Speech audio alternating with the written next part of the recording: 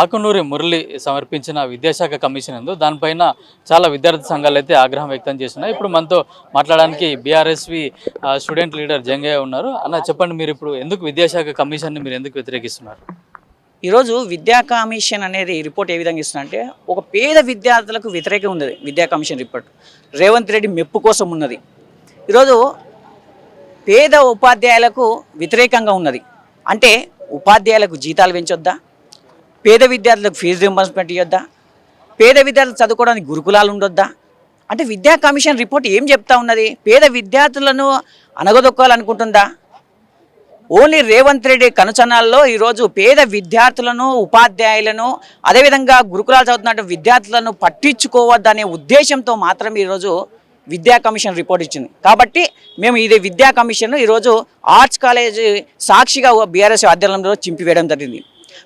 విద్యా కమిషన్ రిపోర్టును వెనుకకు తీసుకోకపోతే రేవంత్ రెడ్డి యొక్క ఇంటిని ముట్టడిస్తామని మేము బీఆర్ఎస్ విద్యార్థులను డిమాండ్ చేస్తున్నాం. టీచర్లకు కూడా జీతాలు ఎక్కువ ఉన్నాయి, వాళ్ళకు కూడా తగ్గించాలి, మళ్ళీ పరీక్షలు పెట్టాలని అంటున్నారు. అట్లాగే ఫీజు రియంబర్స్మెంట్ కూడా ఎత్తేయాలని చెప్పేసి కూడా విద్యాశాఖ కమిషన్లో ఉన్నట్టుగా తెలుసు. ఫస్ట్ విద్యాశాఖ మంత్రి పెట్టుకోవడమే ఈ తెలంగాణ రాష్ట్రం విద్యార్థులు, తెలంగాణ ప్రజలు చేసుకున్నటువంటి దౌర్భాగ్య పరిస్థితి అండి. ఓ చదువులాని దద్దమ్మ విద్యాశాఖ పెట్టుకొని ఈరోజు అడ్డమైన నిర్ణయాలండి. ఫీజు రియంబర్స్మెంట్ ఇవ్వద్దని, ఉపాధ్యాయులకు జీతాలు ఇవ్వద్దని, అదేవిధంగా గురుకులాల్లో విద్యార్థులు చదువుకోవద్దని, గురుకుల విద్యార్థులను రద్దు చేసాలని ఈరోజు అడ్డమైన ఆలోచనలు. ఎందుకంటే చదువుకుంటేనేమో ఒక ప్రత్యేక వ్యక్తికి విద్యాశాఖ కేటాయిస్తేనేమో కొంచెం మంచి నిర్ణయాలు ఉంటాయి. అదే విద్యార్థులకు ఏం అవసరాలు ఉన్నాయి, ఆ అవసరాల మీద మాట్లాడతారు, ఆ అవసరాల మీద సమీక్ష నిర్వహిస్తారు. ఆ సమీక్ష లేదు, ఏం లేదు. ఈరోజు చూడండి, ఈయన విద్యాశాఖ మంత్రి పెట్టుకోండు. ఇక గురుకులాల 100 పైచికుల మంది విద్యార్థులు చనిపోతూ ఉన్నారు, ఫుడ్ పాయిజన్ అవుతుంది. ఎప్పుడైనా సమీక్ష నిర్వహించింది అన్న? ఎందుకన్నా వీనికి విద్యాశాఖ మధ్య నాకు అర్థం కాదు.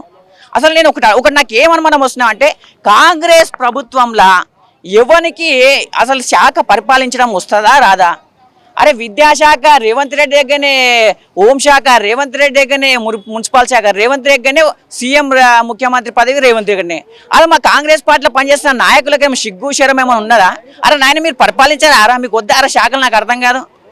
మీకు పరిపాలించే చేత కాకపోతే ఇప్పుడున్నటువంటి అన్ని శాఖలు అన్నింటినీ రద్దు చేసుకొని రేవంత్ రెడ్డికి మొత్తం ఆయనే పరిపాలిస్తాడు.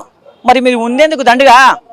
కాబట్టి ఏమంటున్నంటే విద్యాశాఖను రేవంత్ రెడ్డి వెంటనే విద్యాశాఖను తీసేసి వేరొక వ్యక్తికి ఇవ్వాలని, అదేవిధంగా తెలంగాణ సమాజానికి విద్యాశాఖ ఇచ్చినటువంటి రిపోర్టు కారణంగా తెలంగాణ సమాజంలో ఉన్నటువంటి విద్యార్థులకు రేవంత్ రెడ్డి ఉపాధ్యాయులకు క్షమాపణ చెప్పాలని మేము డిమాండ్ చేస్తున్నాం. అయితే నిన్న ఉమెన్స్ డే సందర్భంగా మాట్లాడుతూ విద్యార్థినులకు కూడా ఎలక్ట్రిక్ వెహికల్స్ ఇస్తా అని చెప్పేసి మరోసారి హామీ ఇచ్చాడు. ఆన్మోకం ఇప్పటి వరకు విద్యార్థులకు స్కూటీలు ఇస్తున్నాడు, ఒక్క స్కూటీ లేదు. ఇప్పటి వరకు విద్యార్థులకు, చదువుకున్న విద్యార్థులకు స్కూటీలు ఇస్తున్నాడా? ఏమన్నా విద్యా భరోసా కార్డు కింద డిగ్రీ ఫీజు చదువుతున్నలకు 5 లక్షలు 2 లక్షలు ఇస్తాను, ఇప్పటివరకు ఇచ్చిండా? స్కాలర్షిప్ లేవు, ఉద్యోగాలు లేవు, స్కూటీలు లేవు, ఏవీ లేవు.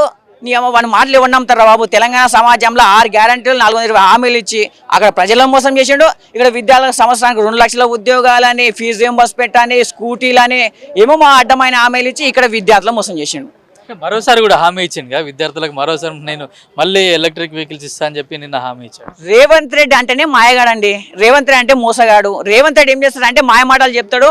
అప్పుడు ఎలక్షన్లో ఇట్లా నిరుద్యోగులు ఏం చేస్తాడంటే మీకు ఉద్యోగాలు ఇస్తాం, అది చేస్తాం, ఇది చేస్తాం అని చెప్పిండు. ఏమైనా ఓట్లు వేసుకుండు. ఇప్పుడు ఉద్యోగ నోటిఫికేషన్ ఏంటరా బాబు అంటే ఒక్క నోటిఫికేషన్ లేదు. ఈరోజు 10,000 కోట్ల ఫీజు రియంబర్స్మెంట్ బకాయిలు ఉన్నాయి. అరే విద్యార్థులు ఒక ప్రభుత్వం నుంచి, ఇప్పుడు ఒక ప్రభుత్వంలో బకాయిలు ఉంటాయండి. ఒక ప్రభుత్వంలో లాభాలు ఎట్లా తీసుకుంటావు, బకాయిలు ఎందుకు తీసుకోవు? అంటే ప్రభుత్వంలో ఇంతకుముందు లాభాలేమో తీసుకుంటావు, వాళ్ళ అప్పుడు జరిగిన ప్రయోజనాలను తీసుకుంటావు. ఇప్పుడు ఏమంటారు, బకాయిలు వస్తాయి కదా ఆ ప్రభుత్వం ఇలా. అరే బాబు, రాష్ట్రం ఏర్పడక ముందు నీ ఉమ్మడి రాష్ట్రంలో కాంగ్రెస్ పార్టీలో ఇట్లా బకాయిలు ఫీజు రియంబర్స్మెంట్, ఆ తర్వాత ఉన్న ప్రభుత్వం వీటిని తీసుకొని ఇస్తుంది. అంటే విద్యార్థులకు ఏమైనా ప్రయోజనం చేయాలని, విద్యార్థులను ఏమైనా భవిష్యత్తు చేయాలని, విద్యార్థులను ఏమైనా జ్ఞానవంతులను చేయాలని, విద్యార్థులను ఏమైనా సప్రయోజనం చేయాలనే ఉద్దేశం ఏమైనా రేవంత్ రెడ్డి గారికి ఉంటే మాత్రం ఫీజు రియంబర్స్మెంట్ పెట్టి విడుదల చేస్తాడు. కానీ లేకుంటే మాత్రం విడుదల చేయడు. కాబట్టి రాబోయే ఎలక్షన్లో అలా తెలంగాణ సమాజం మొత్తం చూస్తూ ఉన్నాడు. ఇక్కడ విద్యార్థులను మోసం చేస్తున్నాడు, మహిళలను మోసం చేస్తున్నాడు, రైతులను మోసం చేస్తున్నాడు, సబ్బండ వర్గాలను మోసం చేసినటువంటి ఒక real estate broker Revanth Reddy. Only డబ్బు డబ్బు డబ్బు, రియల్ ఎస్టేట్ అంతే, ఇంకోటి ఏం మనకి ఏం వర్తించదు. కాబట్టి బిడ్డ నీవు ఆల్రెడీ 2.5 సంవత్సరాలు అయిపోయింది, రాబోయే ఎలక్షన్లలో నీ కాంగ్రెస్ పార్టీని రేవంత్ రెడ్డి నీ తెలంగాణ సమాజం ప్రజలు బొంద పెడతారని తెలియజేస్తున్నాం.